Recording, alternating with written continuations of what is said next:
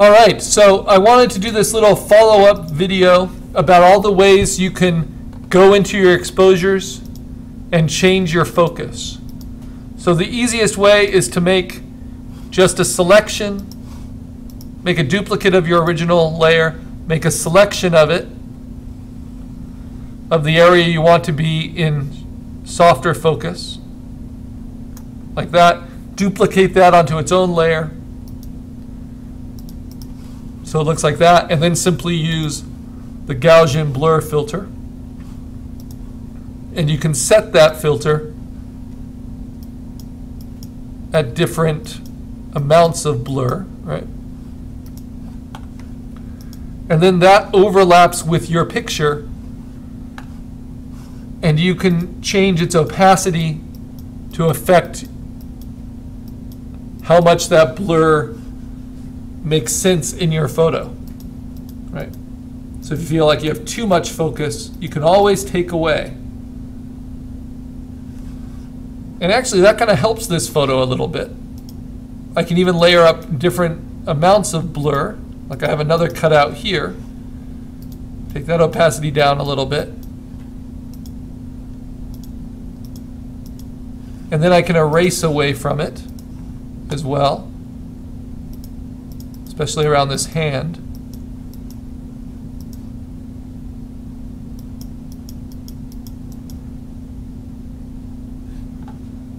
And sure enough, I actually think that this is a slightly better first panel than maybe what I had.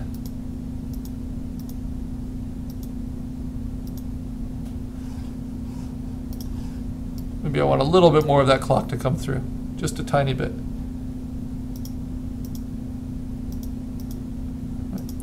So what am I going to do now that I've decided that? Well, I'll go to my processed exposure, which I set up in Photoshop. I'll open it up in Photoshop.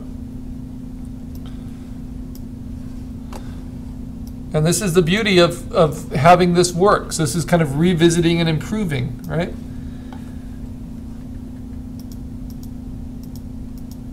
And I have the layer that I improved here. I have the little thumb there.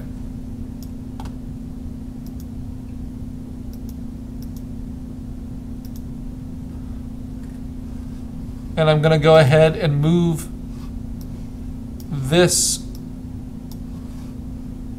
depth layer on top. Actually, let me select all of it, copy, paste on top. Now, because it didn't fill the frame, I just have to line it up a little. Oh, this is annoying. Let me get it back in.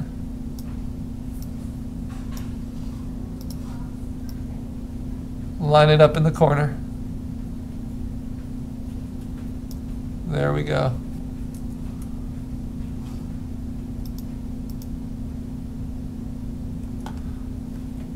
And take its opacity down.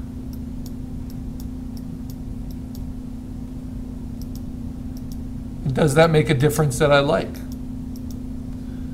And I think it does.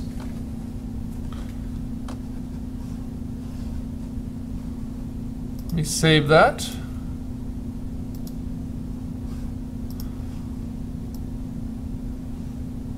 So that's method number one. Then I'm going to open up one of my other PSDs. I need to bring over those adjustment layers on top of it. Right.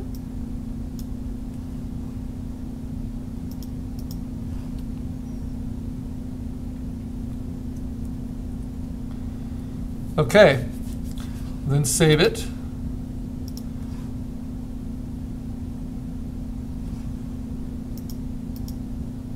And it makes quite a difference.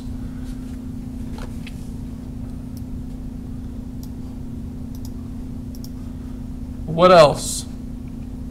Well, in order to put it into my project, I need to merge this, merge all the visible layers after I saved it, and then move it into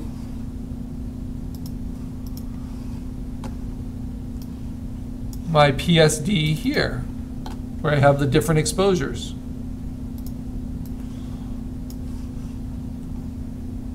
So I'm going to take this layer, move it onto here, and then I don't need to save this anymore. Ah, what did I do? Whoops. Got a little too eager there. I need to bring that new layer on. Processed exposures. My new depth exposure. See, it has the blur in it.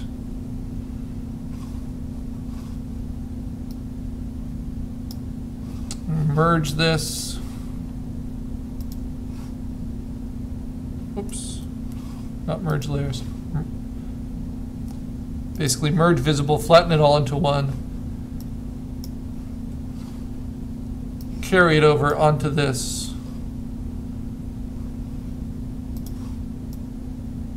Put it right in place. Adjust it overall a little bit, like I did with the other one, towards cyan. And basically turn it off and on and see if I like it. And I like it somewhat. I'm going to take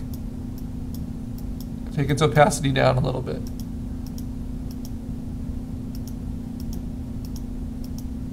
So it's subtle, but it's there.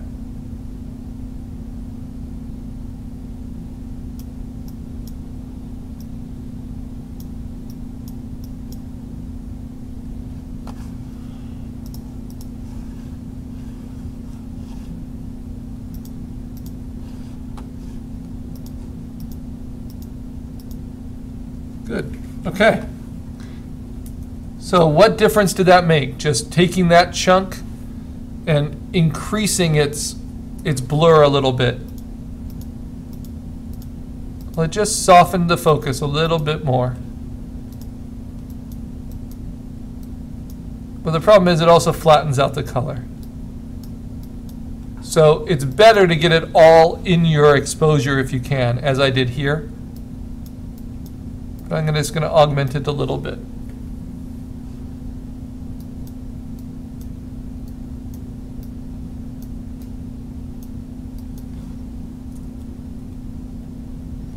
So that it's more of a reveal when he goes in focus.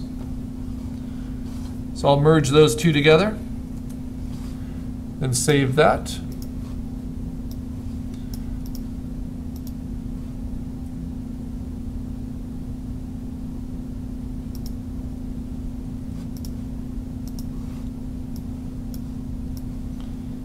And then the next step was the TIFF.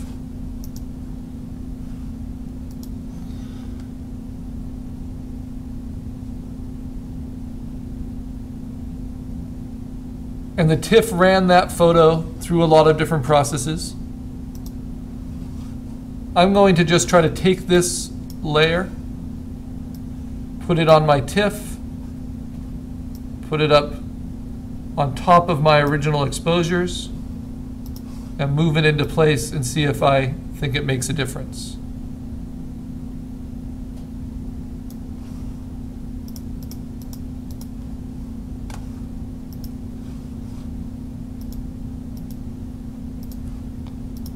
Line it up there. So there's just so much control we have, so many things we can do. Here's a nice way to do that. Use a guide to help place it for you.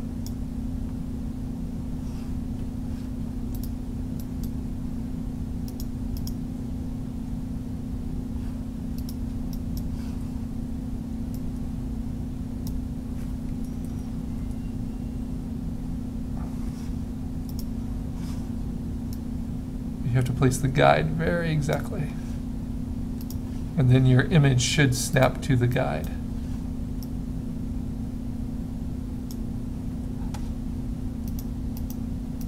Wow, it's just a little off.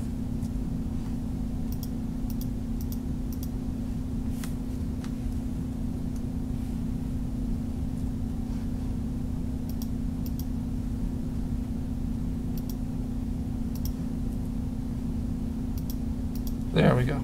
Okay.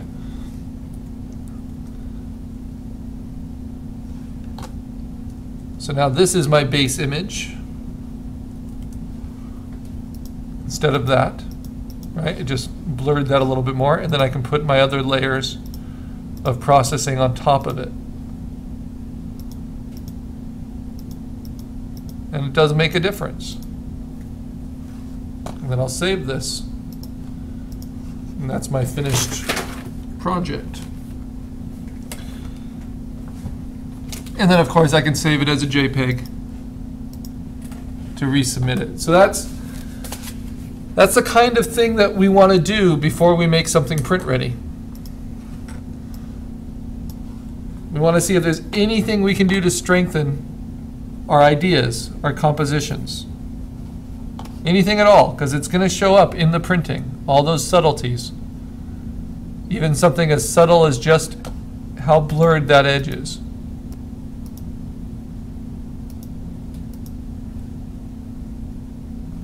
And that robot now really does stand out very nicely, which is what was intended all along.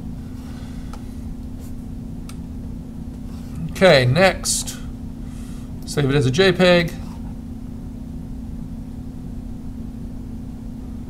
And it will ask to replace my old one.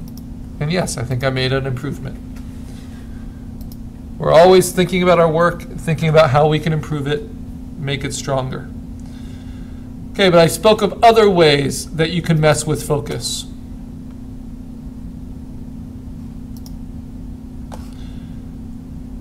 And I will use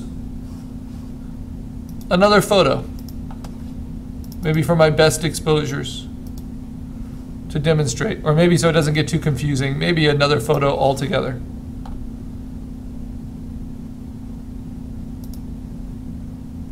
Let me go back to some early ones. Whoops.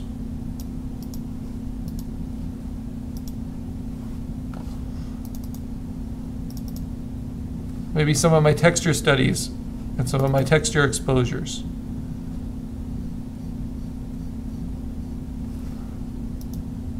Maybe some of my, I thought I had more than that. Let's see. Yeah, like something like this.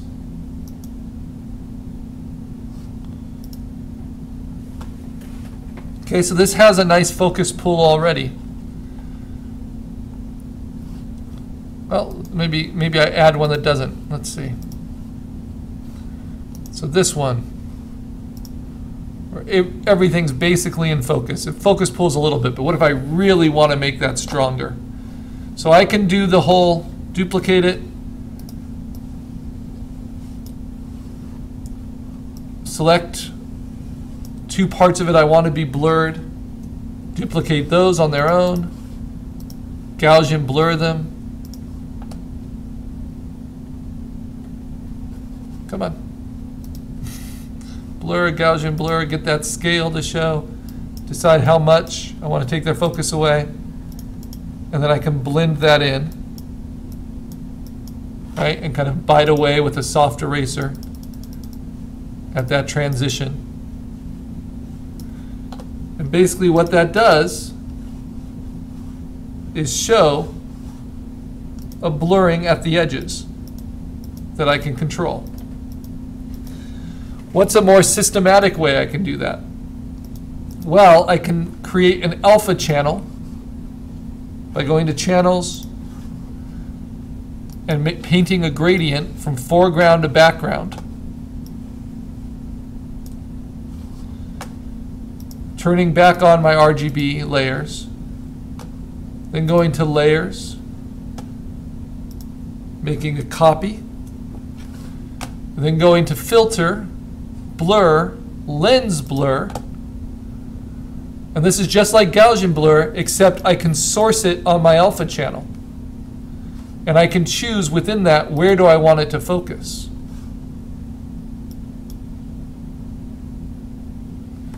And you see, this really helps reveal foreground, middle ground, background, even in a simple object at not very much of a depth pool.